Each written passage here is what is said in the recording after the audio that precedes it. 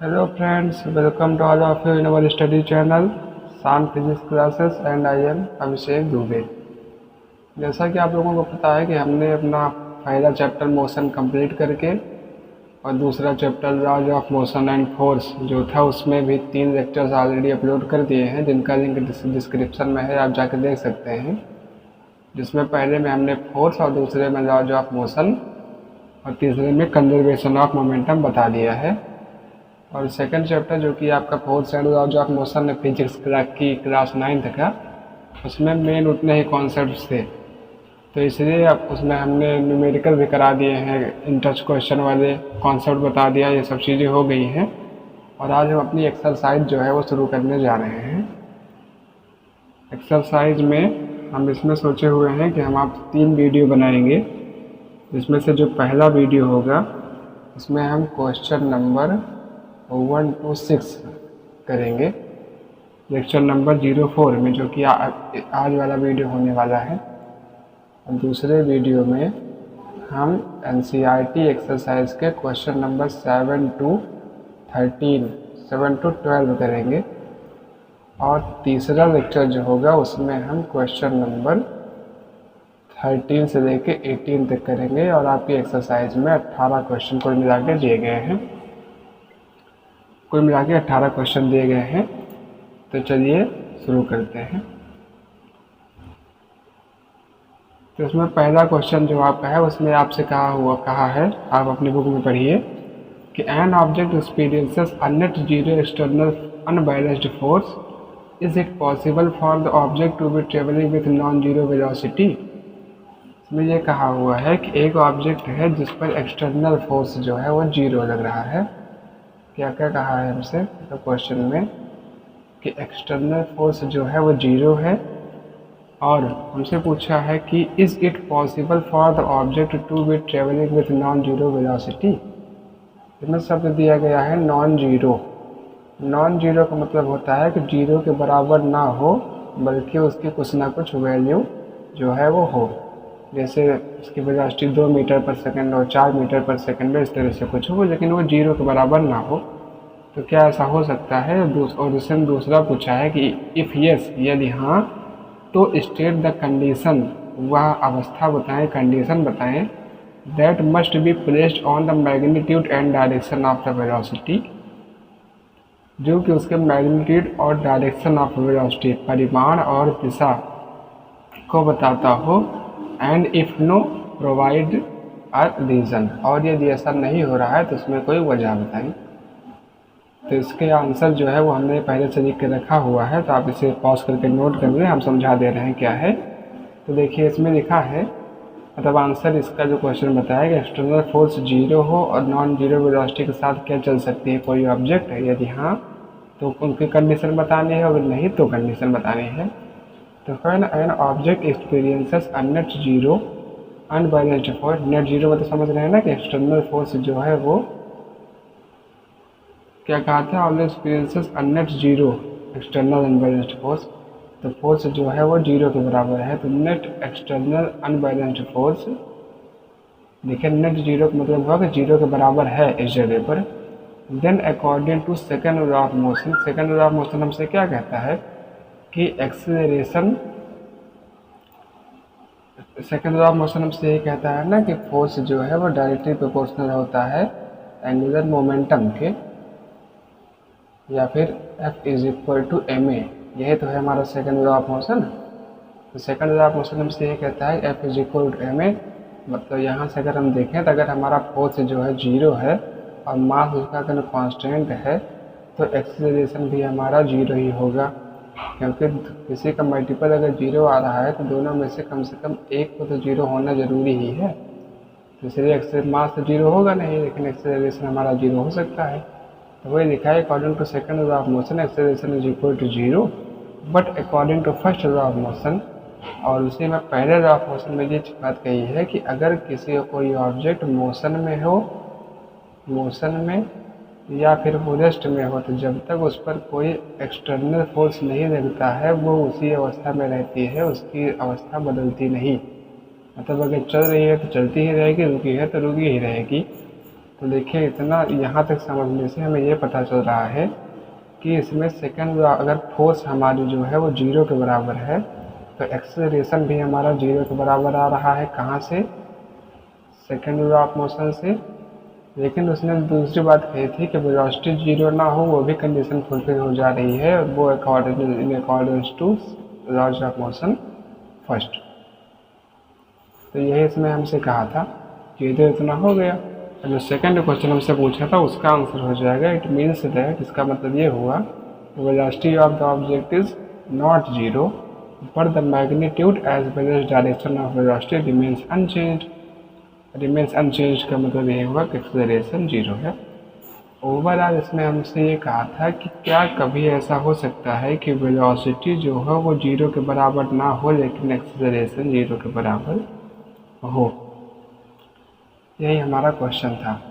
तो हमने बता दिया कि दोनों कंडीशन हो सकती हैं सेकंड लॉ ऑफ मोशन के हिसाब से। अगर एक्सटर्नल अनबैलेंस्ड फोर्स हमारी 0 के इक्वल है तो एक्सेलरेशन हमारा 0 हो जाएगा और वेलोसिटी जो है वो 0 नहीं होगी, मतलब कुछ ना कुछ आएगी। तो पहला क्वेश्चन हमारा यही था। ये लिटरेचर टाइप का था इसलिए हमने आंसर इसका पहले से लिखा हुआ है, आप नोट कर लें। सबके समझाना क्या था वो हमने बता दिया। ठीक, दूसरा क्वेश्चन। दूसरे में कहा है कि when a carpet is beaten with a stick, dust come out of it, explain। जब हम कभी कारपेट को या फिर कालीन, कारपेट का हिंदी क्या होती है? कालीन, या फिर जिसे आप चटाई कहते हैं, चटाई को जब हम छड़ी से पीटते हैं तो उसमें से जो धूल कंकड़ होते हैं वो बाहर निकल जाते हैं, ऐसा कैसे होगा? ठीक, तो देखिए इसमें क्या है, तो इसका आंसर हो जाएगा the carpet with dust is in state of rest and और when it is beaten with stick the carpet sets in motion but the dust particles remain at rest. देखिए क्या होगा कि अगर हम पीटने के पहली वाली अवस्था को देखें तो क्या है कि दोनों जो हैं वो रेस्ट में है। ठीक, तो पहले एक लॉ ऑफ मोशन के हिसाब से वो रेस्ट में ही रहना पसंद करेंगी, और जब हम इसे पीटेंगे, इस पर छड़ी मारेंगे, पीटेंगे, तो जो हमारी इसमें दो चीज़ें हैं ना, एक तो कारपेट है और दूसरा हमारा क्या है? डस्ट। तो जो कारपेट हमारी है वो मोशन में आ जाएगी और जो डस्ट हमारा है वो अभी रेस्ट में ही रहेगा। क्यों? क्योंकि वो पहले से रेस्ट में था। तो इसी वजह से दोनों में जब अलग अलग कंडीशन बन जाएंगी तो मोशन, एक चीज़ मोशन में, एक चीज़ रेस्ट में, तो मोशन वाली चीज़ रेस्ट वाली चीज़ को छोड़ कर चली जाएगी। Then due to their inertia of rest. अब देखिए इनर्शिया ऑफ रेस्ट जैसे किस क्वेश्चन से आता था? फर्स्ट से। तो the dust particles leave their position and pass down due to gravity. समझ में क्या हुआ कि इनिशियल कंडीशन में दोनों रेस्ट में है, लेकिन जब हम उसे छड़ी से पीटेंगे तो उसमें से धूल के कंकड़ जो हैं वो रुके ही रह जाएंगे और कारपेट जो है मोशन में आ जाएगी, जिसकी वजह से धूल के कण जो है वो झड़कर नीचे गिर जाएंगे। ये हमारा क्वेश्चन नंबर दूसरा था। क्वेश्चन नंबर तीसरे में लिखा है कि why is it advised to tie any luggage kept on the roof of a bus with अ रोप। तीसरे क्वेश्चन में से ये कहा है कि जैसे आप देखे होंगे कि बस में जैसे कोई भी सामान जब रखा जाता है या लादा जाता है तो उसे छत पे रखेंगे तो उसे हम रस्सी से बांध देते हैं। तो वही कहा है कि उसको रस्सी से बांधने की ज़रूरत क्यों पड़ती है। तो क्वेश्चन फिर से बढ़िया समझ में आएगा। इसमें लिखा है कि why is it advised to tie any luggage kept on the roof of a bus with अ रोप। एक रस्सी से उसे बांधने की ज़रूरत क्यों पड़ती है। तो एक क्वेश्चन सुनिए, उसके बाद हम आपको एक बहुत अच्छी चीज़ बताएंगे। पहले एक आंसर इसका देखिए, तब देखिए इसमें क्या है। आंसर इसका नोट कर लीजिए पॉज करके, हम समझा दे रहे हैं क्या होगा कि व्हाइल मूव करते समय, चलते समय, स्पीड एंड डायरेक्शन ऑफ बस चेंजेस रैंडमली।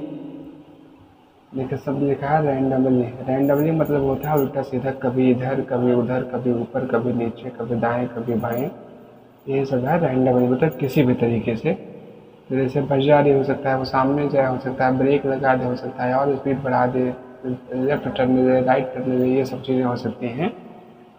तो वही कहा है कि स्पीड एंड डायरेक्शन दोनों चीज़ें या दोनों में से कोई एक भी of the changes randomly then the luggage according to first law of motion, तब हमारा जो सामान है लगेज सामान वो फर्स्ट लॉ ऑफ मोशन के हिसाब से opposes and change in its state. First law of motion ये तो कहता था ना कि इनर्शिया है, इनर्शिया की वजह से वो कोई भी चेंज जो है वो तो अपने में होने नहीं देना चाहती, तो उसका अपोज करेगी। उसका अपोज करने की वजह से so this leg has tendency to fall sideways forward and backward. जो भी ऊपर पढ़े कि दोनों चीज़ें रेस्ट में थी, कभी एक मोशन में आ गई दूसरी नीचे गिर गई, वही चीज़ यहाँ पर भी है कि बस में जो ऊपर सामान रखा हुआ है वो क्या चाहता है कि हम उसी अवस्था में रुके रहें, हमें बदलना ना पड़े। लेकिन बस जो है वो हमेशा यहाँ लिखा हुआ है कि रैंडमली अपनी स्पीड को या फिर डायरेक्शन को बदलती रहेगी, जिसकी वजह से उसके गिरने की संभावना जो है वो ज़्यादा हो जाती है, और वही उसी संभावना को कम करने के लिए हमें उसे बांधना पड़ता है। ये हो गया। अब देखिए हमने कहा था कि अगर अच्छे बताएंगे तो इससे जैसे आपने एक सेंटेंस पढ़ा होगा तो उसमें ऐसे लिखा रहता है ये कि व्हाई इट इज़, लेकिन इस क्वेश्चन में आप देखेंगे तो इसमें लिखा है व्हाई इज़ इट ना। तो वह ग्रामर में आप देखें तो व्हाई जो है क्या है, क्वेश्चन वर्ड है, और इज़ जो है ये क्या है, हेल्पिंग वर्ब। तो किसी भी इसमें फुल स्टॉप लगेगा और इसमें क्वेश्चन मार्क लगेगा, इसमें भी क्वेश्चन वर्ड है, इसमें भी क्वेश्चन वर्ड है, लेकिन ये हमारा असर्टिव का सेंटेंस बनेगा, ये इंट्रोगेटिव का सेंटेंस बनेगा। देखिए ग्रामर बता रहे हैं, लेकिन फ़ायदे की चीज़ है कि ये हमारा असर्टिव का सेंटेंस है, ये इंट्रोगेटिव का सेंटेंस है। समझने के लिए यही आप जान लीजिए आज से कि किसी भी सेंटेंस को इंट्रोगेटिव होने के लिए उसमें क्वेश्चन वर्ड के बाद हेल्पिंग वर्ब का प्रेजेंट होना मस्ट है।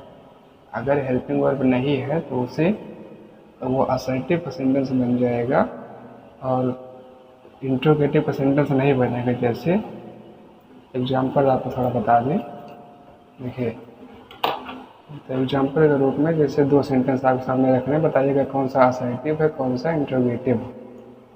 तो एक सेंटेंस है वेयर आर यू गोइंग, आप वेयर आर यू गोइंग, और दूसरा क्वेश्चन है कि वेयर यू आर गोइंग। दोनों को अगर आप समझें तो उसमें सारे शब्द जो है सेम है, लेकिन फ़र्क यही है कि इसमें क्वेश्चन वर्ड के बाद हेल्पिंग वर्ब लगी है, इसमें क्वेश्चन वर्ब के बाद प्रोनाउन लगा है। तो ये वाला जो हमारा है इसकी हिंदी होगी कि आप कहाँ जा रहे हैं, वेयर आर यू गोइंग, इसमें हो जाएगा वेयर यू आर गोइंग, इसकी हिंदी होगी जहाँ आप जा रहे हैं। तो इंट्रोगेटिव होने के लिए क्वेश्चन वर्ड के बाद हेल्पिंग वर्ब होना मस्ट होता है। ठीक, तो चलिए अब चलते हैं अपने क्वेश्चन नंबर 4 की तरफ। क्वेश्चन नंबर 4 ऑप्शनल टाइप का है, 1 नंबर वाले क्वेश्चन में इसमें लिखा हुआ है कि a batsman hits a cricket ball which then rolls on a level ground. एक क्रिकेट मैच हो रहा है, उसमें जो बैट्समैन है वो बॉल को हिट करता है, मतलब ऐसे हिट करता है, मारता है, और जो कि एक लेवल ग्राउंड पर, मतलब सीधे ग्राउंड पर, सीधा जो है एकदम सपाट, उस पर लुढ़कते हुए जाती है और कुछ दूरी जाने के बाद वो रुक जाती है। तो ऐसा क्यों हो रहा है ना। जैसे आपने फर्स्ट लॉ ऑफ मोशन पढ़ा है, तो फर्स्ट लॉ ऑफ मोशन के हिसाब से क्या है कि अगर मोशन में है तो मोशन में रहना चाहेगी, रुकना चाहेगी ही नहीं, लेकिन फिर भी क्यों रुक जा रही है। तो उसके लिए आपसे 4 ऑप्शन दिया है, चारों में चूज़ करके बताना है। तो देखिए इसमें कहा है पहला, the batsman did not hit the ball hard enough. पहला ऑप्शन ये है कि बैट्समैन जो है वो बहुत तेज़ से बॉल को नहीं मारा था। दूसरा है velocity is proportional to the force exerted on the ball. दूसरे ऑप्शन ये बोल रहा है कि B is directly proportional to F, कि फोर्स जितना ज़्यादा होगा वेलोसिटी उतनी ज़्यादा होगी, और फोर्स कम लगाया था इसीलिए बॉल जाके रुक गई, तो ये भी गलत है। तीसरा, there is a force on the ball opposing the motion, कि फोर्स जो वहाँ पर कोई ऐसा फोर्स है जो बॉल के मोशन को अपोज कर रहा है, उसे होने से रोक रहा है। और चौथा कहा है कि there is no unbalanced force on the ball ball पर कोई अनबैलेंस फोर्स नहीं है, so the ball would want to come to rest. Unbalanced force नहीं है इसलिए वो रुकना चाहती है। तो इसमें सब कुछ ऑप्शन गलत हैं, केवल ऑप्शन आपका जो है वो सी वाला वही सही है कि the force there is a force on the ball opposing the motion. Yes, ठीक, तो इसको नोट कर लीजिए, सी ऑप्शन सही है। कैसे हो रहा है बता रहे हैं। तो जैसे आपको हम फोर्स जब पढ़ा रहे थे तो इसमें जो आपको टाइप्स ऑफ फोर्स बताने लगे थे, तो इसमें हमने आपको एक नाम बताया था फ्रिक्शन फोर्स, घर्षण बल, जो कि वस्तु के हमेशा कहाँ लगता था, उल्टी दिशा में, कि वो हमेशा उसका काम यही था कि मोशन को अपोज करे, मोशन को किसी भी तरह से जो हो रहा हो उसे ना होने दे। जैसे बॉल अगर इधर को जा रही है तो उसकी कोशिश होगी कि बॉल इधर को जाए, और बॉल अगर इधर को जा रही है तो उसकी कोशिश होगी कि बॉल उधर को जाए, वो हमेशा उल्टा ही लगता है। जैसे हमारे क्लास में कुछ बच्चे होंगे ना, वो जो ये होता है कि आज टेस्ट देना है तो कहेंगे टेस्ट नहीं होगा, जब टेस्ट नहीं देना है तो दिन ज़रूर टेस्ट लेंगे। तो उसी तरह का ये फोर्स है फ्रिक्शन फोर्स, इसकी हिंदी क्या होती है, घर्षण बल। तो इसकी डेफिनेशन आप नोट कर लीजिए फ्रिक्शन फोर्स की। फ्रिक्शन फोर्स अर्थात क्या, घर्षण बल। तो क्या है कि द नेचुरल फोर्स, देखिए नेचुरल शब्द इसमें हम यूज़ किए हैं। नेचुरल का मतलब ये हुआ कि एक ऐसा फोर्स है जो हर जगह पर लगेगा ही, चाहे वो कुछ हो, मतलब चाहे वो कहीं पर भी मोशन हो, चाहे ज़मीन पर मोशन हो, चाहे कहीं भी मोशन हो, चाहे स्लाइडिंग मोशन हो, जो भी किसी भी तरह का मोशन हो, जितने मोशन हमने आपको बताया है सब में ये लगेगा ज़रूर। तो the natural force which opposes the motion, देखिए अपोजिट शब्द यहाँ भी आया कि उसकी जो है वो उसका विरोध करेगा। The opposite the motion of an object on another is known as friction force, is known as घर्षण बल। यहाँ हिंदी देखें या इंग्लिश देखें हैं, अपने हिसाब से सेट कर लीजिएगा।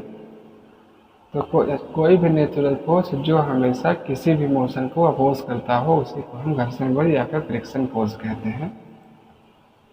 आपका सिलेबस में इतना ही है, बाकी 11th में जब आप जाएंगे तो इसके फ्रिक्शन फोर्स भी कंप्लीट पढ़ाया जाता है। तो इसमें इसके दो टाइप होते हैं, एक काइनेटिक फ्रिक्शन, एक स्टैटिक फ्रिक्शन।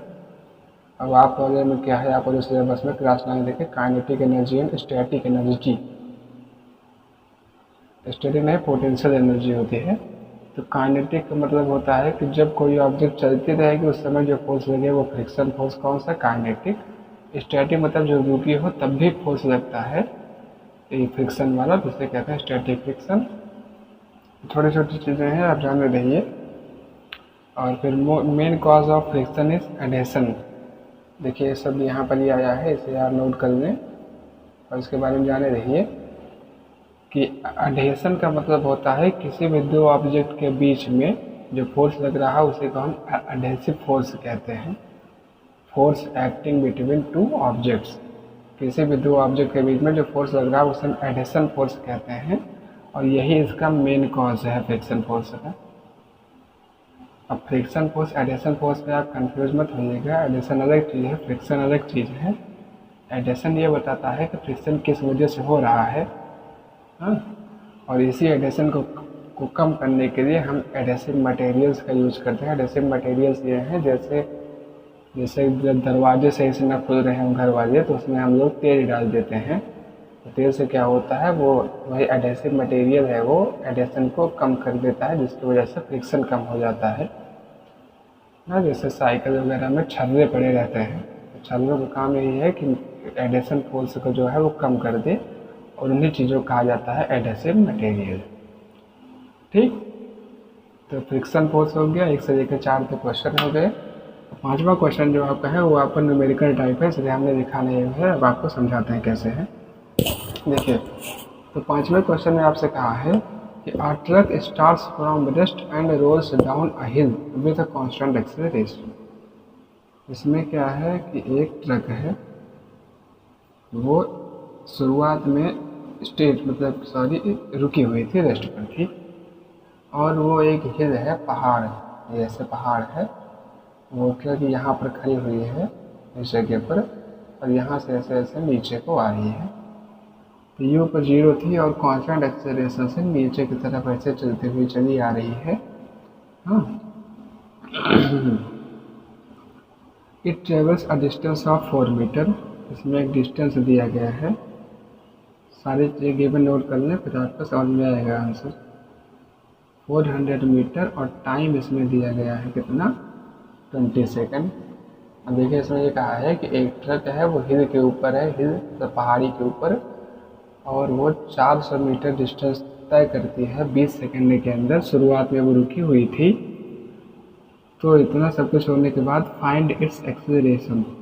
पहला ऑप्शन आपसे पूछा है कि इसका ए एक्सेलरेशन या फिर हिंदी में त्वरण जो है वो ज्ञात कीजिए, पता कीजिए।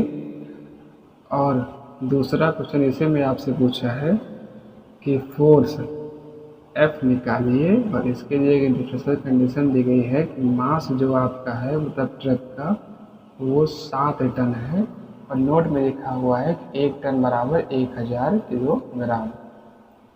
ये आप जाने भी रहिए कि 1 टन जो वजन होता है, टन का मतलब होता है 1000 ग्राम, तो 7 टन मतलब 7000 ग्राम।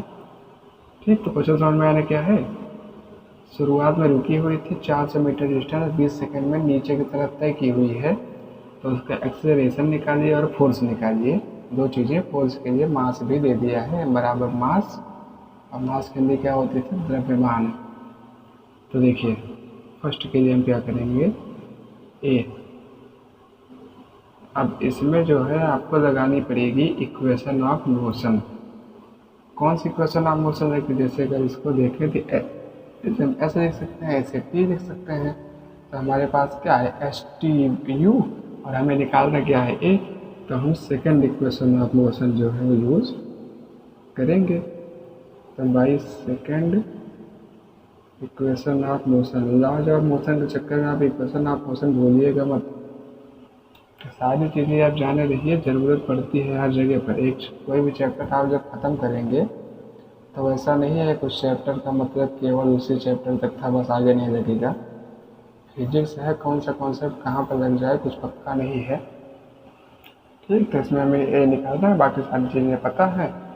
तो पुट करिए वैल्यू, पॉज करके आप ट्राई करिए, अगर आ जा रहा है तो अच्छी बात है, नहीं आ रहा है तो फिर दोबारा फिर से देखिएगा, लेकिन एक बार ट्राई ज़रूर कर लें। तो एस 400 मीटर, यू 0 दिया गया है, टाइम 20 सेकेंड प्लस हाफ, ए निकालना है, टाइम 20 स्क्वायर। यूनिट भी आप देख रहे हैं, इसकी यूनिट क्या आती, सेकेंड आती, ये तो फिलहाल कर जाएगा, इसकी ना देखिए, प्लस या सॉरी एक्सेलरेशन की यूनिट निकालनी है, इसकी यूनिट में ये क्या है, टाइम, सेकेंड स्क्वायर यहाँ पर आएगा, और ये डिस्टेंस है, यूनिट बाद में समझ लेंगे, अभी पहले लगाइए आप। एक्सेलरेशन है मीटर पर सेकंड स्क्वायर में आएगा, बस और क्या। सारी चीज़ें अगर सही होती हैं तो हमारा जो आंसर है वो सही आ ही जाता है। ठीक है, इतना हो गया। तो यहाँ से कितना आया, 400 इज इक्वल टू 0, ये 0 हो जाएगा, प्लस 9 इंटू 20 इंटू, सॉरी 9 नहीं है, ये ए है। एक्सेलरेशन आप कंफ्यूज मत होइएगा, एक्सेलरेशन जो हमें निकालना है अपॉन 2, इससे इसको काट दें, क्या ना आ गया। तो यहाँ से क्या आया, 400 इज इक्वल टू 200 ए। तो ए आ गया कितना, 400 upon 200 implies a is equal to 2 metre per second square. Acceleration की यूनिट यही तो होती थी, metre per second square. Acceleration का पूरा वीडियो बनाए हैं, देख सकते हैं आप, अगर ज़रूरत हो तो आता है, तो कोई बातें नहीं है फिर। 2 मीटर पर सेकेंड स्क्वायर, ये एच के ऊपर पावर -2 होती है। एक्सेलरेशन हमारा पहला पार्ट जो था वो आ गया। दूसरा भी सिम करते रहे हैं, सेकेंड उनसे क्या पूछा था कि फोर्स हमारी कितनी आएगी। तो फोर्स का फार्मूला क्या होता है, F is equal to ma। Mass में कितना दिया है, 7000 किलोग्राम, और ये एक्सेलरेशन कितना आया हमारा यहाँ से, 2 मीटर पर सेकेंड स्क्वायर, और इसका किलोग्राम। तो एफ हमारा कितना आ गया, 14,000 kilogram metre per second square. Kilogram metre per second square को क्या कहा जाता है? इतनी जल्दी भूल जाएंगे तो कैसे काम चलेगा? 14,000 न्यूटन। फोर्स की यूनिट न्यूटन होती है। न्यूटन की वैल्यू हमारी इसके बराबर होती है। इसे में 1 सेकंड से कम हो जाए तो वो मोमेंटम की आ जाती है। ठीक, तो इसलिए आपको एक बार सेकंड इक्वेशन ऑफ मोशन लगानी पड़ेगी एक्सेलरेशन निकालने के लिए, और उसके बाद में फोर्स निकालने के लिए F is equal to ma लगाना पड़ेगा, और मास हमारा दिया है, एक्सेलरेशन यहाँ से आएगा, आंसर हमारा आ गया। ठीक, चलिए क्वेश्चन नंबर 6 जो कि हमारी वीडियो का लास्ट क्वेश्चन है। हम चाहें तो तीनों एक ही हम बता सकते हैं, लेकिन कि जैसे आप कभी रिवीजन करने बैठे और आपको केवल सेकंड क्वेश्चन की ही आवश्यकता है या फिफ्थ क्वेश्चन की आवश्यकता है तो आपको पूरा इधर से उधर तक देखना पड़ेगा। चलिए आपको अगर पता है तो 4 क्वेश्चन 5 क्वेश्चन के बीच में सर्च करेंगे, आसानी से मिल जाएगी, वो सब बातें ठीक हैं। चलिए क्वेश्चन नंबर 6। क्वेश्चन नंबर 6 में कहा है कि I stone of 1 kilogram is thrown with a velocity of. Question आप पढ़ते चलें और वैल्यूज जो है वो सारे लिखते चलें, तो इससे आपको 2 फायदा हो जाएगा कि दूसरी बार आप क्वेश्चन जरूर पढ़ेंगे और 2 बार पढ़ने की वजह से आपको समझ में भी आएगा। तो यादों का आप हमेशा डाल लें। न्यूमेरिकल सॉल्व करते समय पहली बार उसके यूनिट्स को या जो दिए गए हैं गिवन वैल्यूज़ को लिखें, और उसके बाद दोबारा फिर से पूरा क्वेश्चन पढ़ें तो अच्छे से समझ में आएगा। तो I stone of 1 kilogram is thrown with velocity of. अब देखिए इसमें आपको थोड़ा सा अपना दिमाग लगाना पड़ेगा। इसमें कहा है कि एक स्टोन जो है वो फेंका जा रहा है, तो अगर फेंका जा रहा है तो इसका मतलब यही तो हुआ ना कि पहले वो रुका रहा होगा। ऐसा थोड़ा नहीं कि चल रहा था उसके बाद और फेंक दिए, तो पहले रुका था, u इज इक्वल टू 0 था, बाद में फेंके तो 20 मीटर पर सेकेंड हो गई इसकी speed. Across the frozen space of surface of lake, झील के, and comes to date just after travelling a distance of 50 metre. S क्या होता था? Distance 50 metre. अब देखिए इसमें वो है कि जैसे आप कहीं देखे हों कि आप लोग भी करते होंगे कि जैसे कहीं पानी पड़ा रहता है तो उसमें ये होता है कि इधर से पत्थर मारो, ऐसे सरकता सरकता सरकता सरकता ऊपर से पानी से काफ़ी दूर तक चला जाए। जैसे यहाँ गिरेगा उसके बाद उठ के यहाँ यहाँ यहाँ, तो वही है ये कि एक तो फेंका जा रहा है, 50 मीटर जाने के बाद वो रुक रहा है। ठीक, तो what is the force of friction between the stone and the ice. इसमें फोर्स निकालना है। फोर्स कौन सा? फ्रिक्शन। अब आपके दिमाग में ये भी आ सकता है कि हमें तो फ्रिक्शन फोर्स के फार्मूला ही नहीं पता है, फार्मूला तो हमें केवल फोर्स का पता है। तो फोर्स चाहे जो हो, formula F is equal to ma ही लगेगा, लेकिन फ्रिक्शन फोर्स में मेन पॉइंट ये है कि इसमें जो हमारी F की वैल्यू आएगी वो किस में आएगी? माइनस में आएगी। बस केवल इतना ही है बस। तो वैल्यू जो हमारी आएगी वो नेगेटिव में आएगी, क्योंकि हम हमेशा ऐसे मान के चलते हैं कि फोर्स की डायरेक्शन में न्यूमेरिकल लगाएंगे, उसकी डायरेक्शन अपोजिट होती है, इधर से आएगी तो इधर प्लस है, इस तरफ आएंगे तो माइनस। तो वही इतना केवल फर्क पड़ता है, बाकी फार्मूला सेम है। तो F इज इक्वल ma हमें चाहिए, u v s दिया गया है, a नहीं दिया गया है, तो पहले हम a निकालेंगे। नाउ क्या करें? सबसे पहले a निकालें। a निकालने के लिए u v s third equation of motion लगा दें। Third equation of motion pause करके एक बार ट्राई करिए खुद से। थर्ड इक्वेशन ऑफ मोशन क्या थी? v square minus u square is equal to 2as।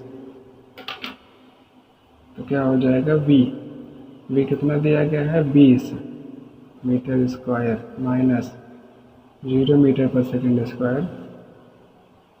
0 है तो चाहे जो यूनिट रख लें अपने हिसाब से, कोई दिक्कत नहीं है। ए एक्सेलरेशन निकालना ही है, डिस्टेंस हमारी दी गई है 50 मीटर बराबर है। तो कितना आ जाएगा? 20 गुणे 20 बराबर 400, 50 दूना 100 गुणे ए। एक्सेलरेशन कितना आ गया? 400 upon 100 is equal to implies is equal to 4 metre per second square. Acceleration आ गया, अब फोर्स लगा देंगे। उसके लिए क्या हो जाएगा m इंटू ए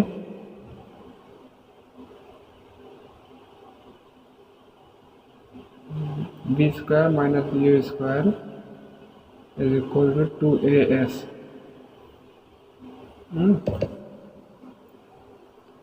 देखिए बिल्कुल सही है, लेकिन इसमें आप एक चीज़ और नोट करिए, नोटिस करे होंगे कि जो हम यहाँ पर कॉन्सेप्ट बताए कि रुका हुआ था उसके बाद फेंका गया होगा, ये बिल्कुल सही है।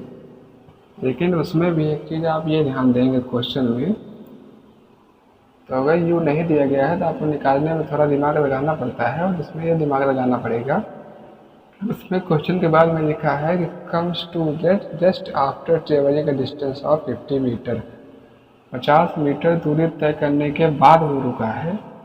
अगर के बाद रुका है तो इसका मतलब ये हुआ कि जो ये वाली वेलोसिटी है v, इसको हम 0 मानेंगे और u को 20 मानेंगे। समझ में आया ना? तो यहाँ से क्या हो जाएगा कि हमारा माइनस में आ जाएगा, बस माइनस माइनस। अब ये माइनस में अगर आने में कोई दिक्कत हो फिर से बता दें, जैसे ऐसे कर लीजिए बस, ये इतना 0 माइनस 400। अगर ना दिया गया, अगर हमसे ये ना कहता कितने जाने के बाद रुका है, तब तो हम यू को 0 मानते, वी को 20 मानते।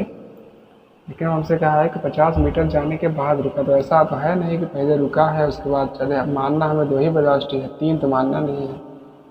ठीक, तो वो आप करेक्शन कर लीजिए। तो यहाँ से हमारा क्या आ जाएगा, F is equal to M A, mass हमारा कितना दिया है 1 किलोग्राम, और एक्सेलरेशन हमारा कितना आया -4 मीटर पर सेकेंड स्क्वायर। ये हो गया कितना -4 kilogram metre per second square. Kilogram metre per second square को क्या कहते हैं, न्यूटन। देखिए यही है, कितना आंसर आया आपका -4। -4 आने का मतलब क्या है कि ये डिक्शन है, तो आप नोट कर लीजिए। Negative sign shows that force is ज़्यादा टेढ़ा हो जा रहा है, फोर्स इज फोर्स ऑफ कौन सा फ्रिक्शन, घर्षण का बल है। ठीक, तो समझ में आना क्या है। 5वां क्वेश्चन 6वां न्यूमेरिकल था, वो हमने आपको करके समझा दिया है। बाकी पहला दूसरा तीसरा क्वेश्चन लिटरेचर था, उसे हम पहले से लिखे थे, उसमें समझा दिया है क्या है, आप नोट कर किए होंगे। ठीक, तो पहला वीडियो चलते हैं, ये ख़त्म करते हैं। अगले वीडियो में आपको क्वेश्चन नंबर 7 से लेकर क्वेश्चन नंबर 12 तक बताएंगे। फर्स्ट वीडियो में आज यहीं तक। Thank you, okay bye, keep on studying, पढ़ते रहिए। और अगर कोई दिक्कत हुआ करे तो आप कमेंट में लिखा करिए, हम उसे दूर ज़रूर करेंगे, क्योंकि हमने आपको पहले ही बताया था कि हमें अभी ज़्यादा एक्सपीरियंस पढ़ाने का है नहीं, क्योंकि हमने नया चैनल शुरू किया है। तो अगर आप कोई भी दिक्कत हो तो आप कमेंट में डालें। ठीक, तो ओके बाय, मिलते हैं अपने अगले वीडियो में क्वेश्चन नंबर 7 से लेके 12 तक। Thank you.